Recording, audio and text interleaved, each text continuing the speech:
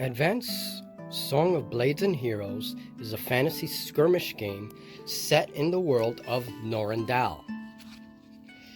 The core book contains all the rules for play. It has a brief storyline, a little bit of fluff in the beginning, and a map of the geography of the world. And of course, this helps if you're doing any kind of storyline based games. In addition to that, the game has several expansions that you can print right off the web, and it's a very interesting game. So let's go on to the different rules of the game. A very important component of the game are dice, and the game recommends 3 6-sided dice. I usually use dice of multiple colors to represent different things. The game also requires measuring sticks, and I cut my own, and this is the small measuring stick. It's about 3 inches long. You need a medium stick, which is about 5 inches long, and a long stick, which is about 8 inches long.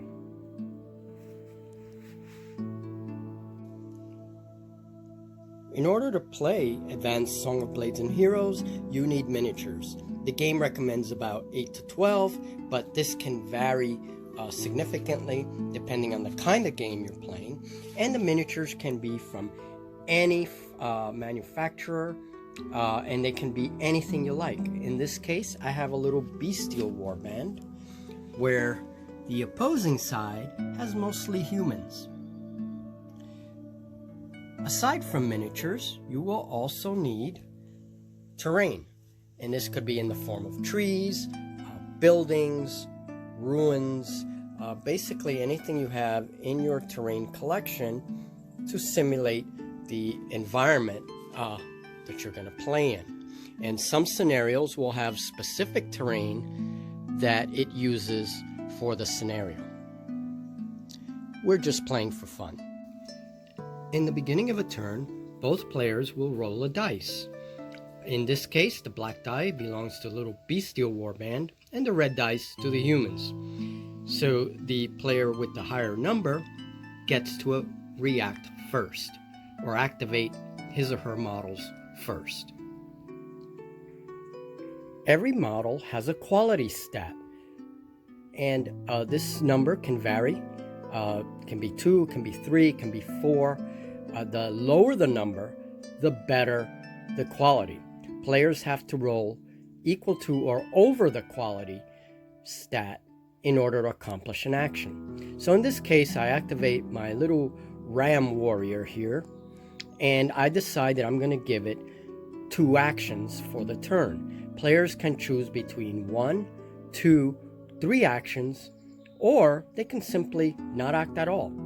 But for purposes of this little demo, I'm going to choose 2 actions for my Beastman. Since I chose 2 actions, I have to roll 2 6-sided dice. And my results were 6 and 2. Now the quality of my Beastman is a 3.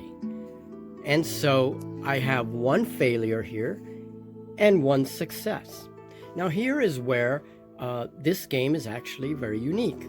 That failure can actually be used by my opponent to react. So we're going to put this dice right here, and my opponent can now react to my before I even get to do my move. So in this case, my opponent will decide to react with one of their models, and they will move them. So once my opponent has reacted with their model, I can go ahead and finish my move.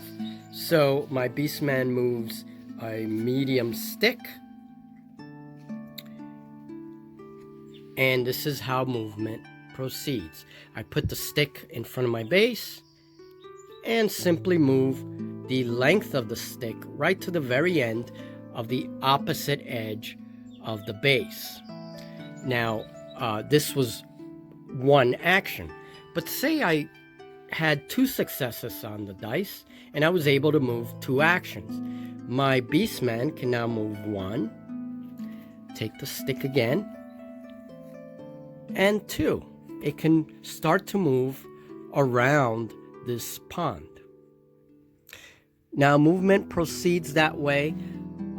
If I had a 3rd action, a 3rd success, I would continue to place the stick on the base and simply move the entire length of the stick. And that covers the very basics of movement. Most models will use the medium stick for movement unless otherwise specified.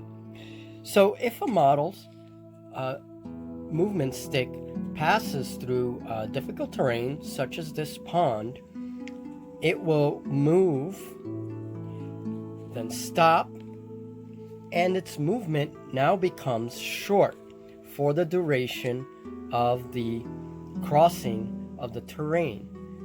And this, of course, symbolizes difficult terrain. The model is slowed down. Now, all models may move less than their measurement stick.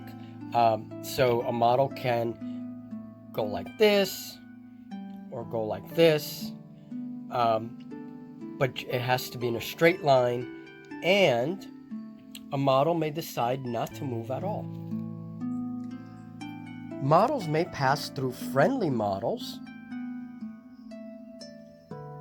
as long as they move their full distance. They can pass through friendly models. Models may not, however, pass through enemy models. That is forbidden. Unless, of course, the Beastman there is going to attack one of these models, then it may come into base-to-base contact with the model in order to attack. We'll talk about combat soon. This is an example of difficult terrain where the model's speed is reduced to a short stick.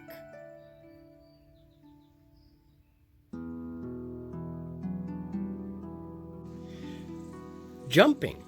If a model is going to jump an obstacle from an obstacle, and that obstacle is about the height of the model or less, it can jump automatically with no problem. However, if you have an obstacle and this model tries to jump from this obstacle, the obstacle is measured in terms of the different sticks.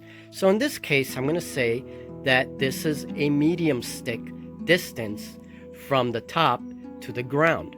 If the model decides to jump, it's going to have to roll 2 dice.